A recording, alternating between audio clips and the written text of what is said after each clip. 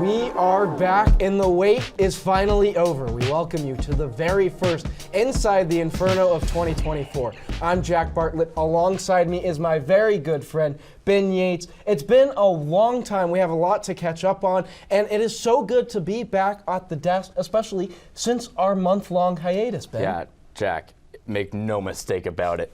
Inside the Inferno is back. We've got a green light, which means it's go time here in the studio. Get to the hot topics in Sun Devil Athletics. Hot topic. Ben, you're making me want to go on a shopping spree. In all seriousness, though, it was a very busy week for ASU's athletic department, so much so that even ASU football had to get in on the fun. That was the last time they'd play against a ranked opponent for the rest of the season. Next on the schedule was another home series against newly formed Augustana, a series that many thought they'd be able to sweep easily, but it proved to not be so easy. A new era began today in Tucson with the hiring of the first female athletic director in the history of the University of Arizona.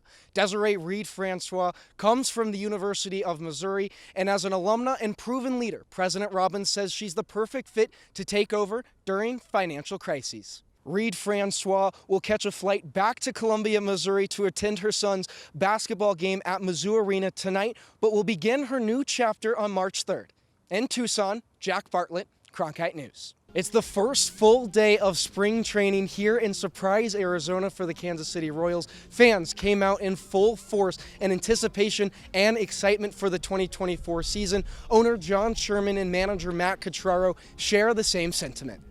House Bill 2040 passed out of committee on a 9-1 vote with a goal to ban bots from buying tickets to public events. This comes after ticketing companies saw the rate of bots used to purchase tickets skyrocket. Those bots buy bulk tickets to public venues and sell them at a significantly higher rate, but are often unusable. Politicians now want to protect the consumer. The bill will need to pass through both chambers before it gets to Governor Hobbs' desk. With bipartisan support, legislators are hopeful that it will become a law. In the newsroom, Jack Bartlett, Cronkite News. The veteran bullpen arm is just the most recent of several offseason moves made by the Royals front office. They are confident that he raises the trajectory of the 2024 season for the franchise. The 2023 season can best be characterized as a lost one for Royals starting pitcher Brady Singer. In the wake of injuries and inconsistencies, Singer struggled last season, but now he is motivated for a comeback attempt that starts in spring training. Had a good offseason, was a full-time dad, but, obviously learning to, get better, trying to figure out some new pitches. And, I've worked on a lot of those throughout the offseason and brought a few here. So excited to get those going and see how it goes. In his fifth year at the major league level, Singer says he's learning how to stay consistent during a long and windy season. Manager Matt Catraro is feeling confident in Brady's future on the KC mound. He looks great. He's healthy. His back is feeling good. He had a career high in innings last year. So there were some positives within what everyone considered to be a down year. Brady's probably among the most motivated to get back to the form that he knows he can be, so we're expecting that. Singer's dedication and commitment to his pitching hasn't gone unnoticed with his teammates. They have seen the improvements he's made during the offseason. He's always been super mature, always been an elite competitor. So just, maintaining those things and always just trying to get better, looking for a new edge, a new advantage, ways to improve his game. And, I've been able to face him alive this spring so far, and he's been looking really good. Singer looks to follow up a strong season from 2022, where he ended the year with a 3.23 ERA. His discipline and maturity are key traits that will help him continue to grow this spring training. In Surprise, Jack Bartlett, Cronkite News. From Cuba to seeking asylum in Tucson, Arizona to here in Kansas City, it's been a long journey for Iowa State's 141-pounder Anthony Echemendia and his journey to becoming an All-American. He simply says it's a blessing. It makes me so happy to be able to, show all the work I've put in and pay him back for a second chance, because that man right there, along with my high school coach and all the rest of the coaching staff, they helped me. In 2018, Echemendia was in Guatemala for a wrestling tournament with the Cuban national team when all of a sudden he promptly left the squad in hopes of immigrating to the United States. It took around 20 harrowing days to get to the U.S., traveling through the jungle of Belize and avoiding the Guatemalan police. Since he left Cuba, Echemendia has not seen his parents, but they were blowing up his phone with texts during the NCAA tournament to show their support. My parents are driving me crazy. They're in Cuba and they're just texting me. My mom, I'm praying for you. I'm like, hey, you need to chill on me. Let me stay focused on the tournament. We talk later. You know, his father and our assistant coach, Coach Fernando Villascuse, grew up, they were kids together, and so that relationship goes way, way back. So Fernando's been like a father figure ever since Anthony came over to the United States about 4 or 5 years ago. Echemendia found asylum in Tucson, Arizona, where he wrestled at Sunnyside High School. He says it's the best high school wrestling program in the nation and is grateful for the opportunity afforded by his coaches. I can't really be humble about this because Coach Leon, man, we have the best program in the country. 30-something state titles as a team. Those guys, man, work really hard. And like I said before, they are so good because they not only care about wrestling, they care about you as a person, and that's why they do so well. Besides, they're just extremely good coaches and athletes.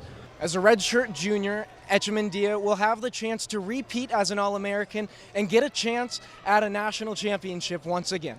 Here in Kansas City, Jack Bartlett, Cronkite News.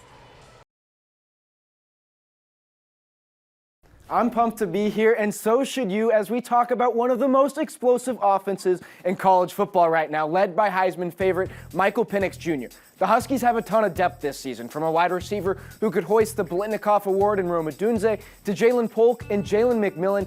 Penix has a lot of guys to pass the ball to this year. So let's get into it. Second possession for UW. We're going to see Polk come into motion, move a defender off the line, and then a beautiful dime from Penix right to Giles Jackson, who burns past his defender.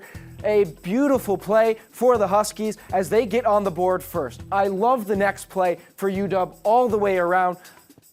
We'll catch up here in a second. A check down pass from Polk. And it seems at first he may only get a few yards. But if you look, he's got a few blockers up in front. Wide receiver Giles Jackson, tight end Devin Culp with two crucial blocks to keep the play alive and give their team a fresh set of downs. If you take a second look, defensive end Brandon Dorless does a great job of getting off the line. But how about the sidearm pass from Michael Penix, an area where Patrick Mahomes has really excelled in the NFL, and Penix able to do the same thing, helping his team pick up a first down. Jalen Polk had himself a day against the Ducks, his second 118-yard game of the season, and burning past all defenders for a touchdown late in the first quarter to give the Huskies back the lead. We've seen aggressive play calling from Kenny Dillingham, but how about Kalen DeBoer doing it himself? Penix right behind center, handing it off to wide receiver Jeremy Bernard, who sees he won't get many yards running upfield, so what does he do? Throws a dot right to Jalen Polk. We head to the third quarter where Rome Odunze does this one-on-one coverage with Dante Manning, jumps up in the air and makes an impressive catch in tight coverage. ASU has a tall task ahead of itself this weekend, needing to contain Penix, Odunze, Polk, and Jalen McMillan. Is no easy feat. In fact, no team has accomplished said feat this season as the Huskies stand undefeated. Using unconventional defense, like using Jordan Clark to blitz or zone coverage with 2 or possibly even 3 high safeties, may help the Sun Devils from bleeding dry. ASU will need to capitalize on the run game as the Huskies have allowed 135.3 yards per game on the ground, which ranks 50th among FBS schools. Sac State transfer Cam Scatabo has kept ASU in games often by himself, and he'll need to do it again to have a chance. And ahead of the big matchup and the greatest setting in college football on Saturday, I remind Sun Devil fans that Trenton Bourguet is the last quarterback to take down the Huskies dating back to last season. I'll be there live for more news and updates during the game with Inferno Intel. Until then, I send it back to you guys at the desk.